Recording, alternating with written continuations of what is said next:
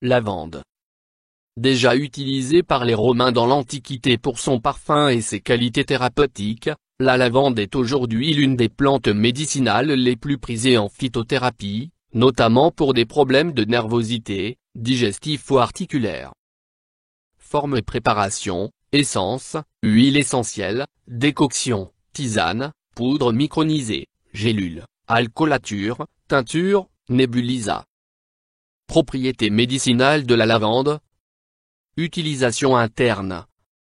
Léger effet narcotique, coumarine, insomnie, hystérie, troubles nerveux. Effet antispasmodique, grâce aux esters que la plante contient. Troubles digestifs, digestion difficile liée au stress ou à la nervosité, ulcération. Troubles respiratoires, rhume, asthme. Apaise en cas de vertige. Troubles cardiovasculaires, calme un début d'angine de poitrine. Traitement des migraines et céphalées. Utilisation externe. Soulage certaines affections de la peau, eczéma, acné, brûlures légères, psoriasis, piqûres d'insectes. Cicatrise et assainit les plaies et les ulcères. Douleurs articulaires, entorses, foulures, contusions et rhumatisme. Action antivenimeuse sur la morsure de vipère. Antiparasitaire, poux, et vermifuge. Indications thérapeutiques usuelles. Problèmes dermatologiques, bactéricides, antiseptiques. Douleurs articulaires et rhumatismales. Irritation et barre oblique ou inflammation respiratoire. Nervosité, anxiété, angoisse. Insomnie, favorise l'endormissement. Autres indications thérapeutiques démontrées. Bactéricide et antiseptique efficace, il assainit les plaies et les ulcères de la peau. Antiparasitaire, il élimine les poux. Neutralise le venin en cas de morsure de vipère. Contribue à soulager les dystonies neurovégétatives. Son huile essentielle est employée en massothérapie. Histoire de l'utilisation de la lavande en phytothérapie. La lavande est originaire du bassin ouest méditerranéen. Les Romains de l'Antiquité s'en servaient déjà pour parfumer les thermes et le linge. Saint Hildegarde de Bingen, au XIIe siècle, lui donnait une place de choix dans sa pharmacopée naturelle et, à la même époque, on en faisait la culture dans les monastères pour ses propriétés thérapeutiques. Dès le Moyen Âge, la lavande était employée en Provence dans la confection des médicaments et des parfums. À partir du XIXe siècle, cette plante aromatique a vu sa culture se développer dans plusieurs pays d'Europe ainsi qu'en Amérique. La région de Grasse, en France, constitue aujourd'hui la capitale de la lavande, en raison de sa grande production d'huile essentielle de cette plante, qui sert en phytothérapie mais aussi en parfumerie. Il en pousse également dans les pays suivants: Portugal, Espagne, Baléares, Somalie, Inde, Sahara et Australie. Description botanique de la lavande. La lavande est un petit arbrisseau dicotylédone de la famille des labiers, ou lamiacées, qui mesure de 30 à 60 cm de hauteur. Ses branches sont fines et ligneuses et on retrouve des feuilles étroites et pointues à sa base seulement. Les fleurs de la lavande, d'un bleu tendre ou violacé en forme de petites corolles, sont regroupées en épis terminaux et dégagent un parfum très agréable. Cette plante ne pousse que dans les terrains rocailleux, mais bien drainés, calcaires et ensoleillés.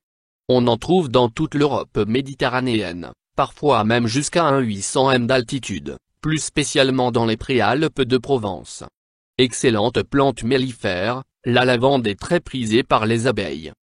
Composition de la lavande. Partie utilisée. Les sommités fleuries constituent la seule partie prélevée sur cette plante.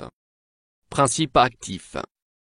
Acide phénol, alcool terpénique, linalol, géraniol, alcool pérylique, coumarine, ombelliférone, tanin, ester, oxyde, cétone, aldéhyde. Utilisation et posologie de la lavande. Dosage. Moins en poudre sèche micronisée, gélule, 1 à 2 g par jour en 3 prises. Moins extrait sec, gélule, 200 à 400 mg par jour en 3 prises. Moins en infusion, 2 c. AT dans 150 ml d'eau chaude.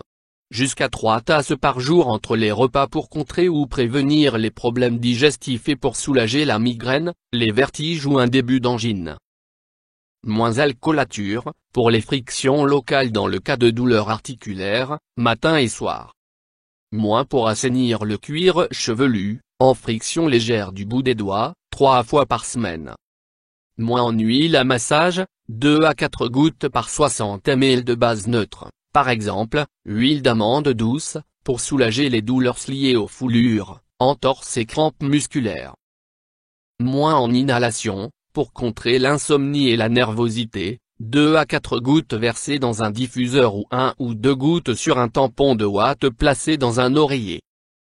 Précaution d'emploi de la lavande. Même si l'huile essentielle de lavande peut être appliquée directement sur la peau, il est recommandé de la mélanger à une huile de base telle que l'huile d'amande douce, lorsque la personne a une peau sensible ou très réactive, irritation, démangeaison. Contre-indication. La lavande n'est pas recommandée aux personnes prenant des produits naturels ou médicamenteux à effet anticoagulant. Le lavandin ne convient pas aux femmes enceintes dans les 3 premiers mois de leur grossesse. Effet indésirable. On ne connaît pas d'effet indésirable connu relié à la lavande.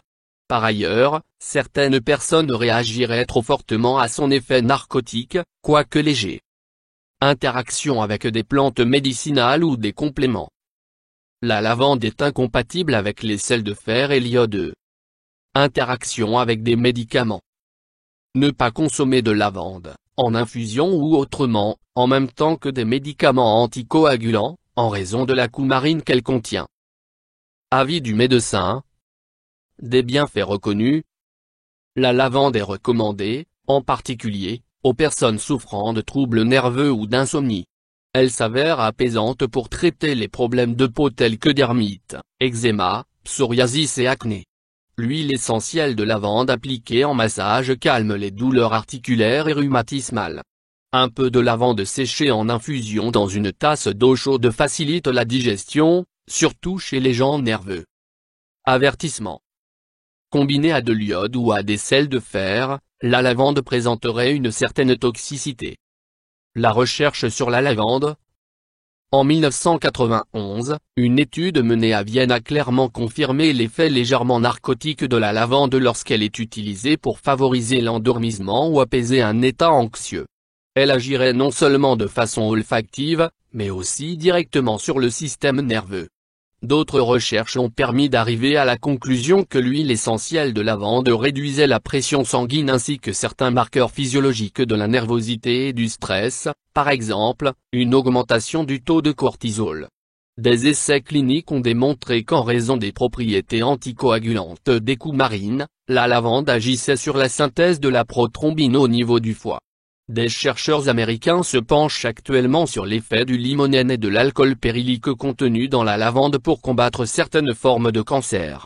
Les résultats d'études effectuées sur des animaux ont démontré que la lavande apaisait les réactions spastiques.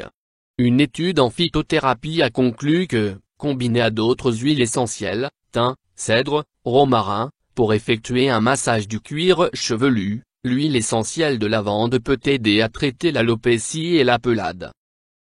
YouTube Dr Alabé,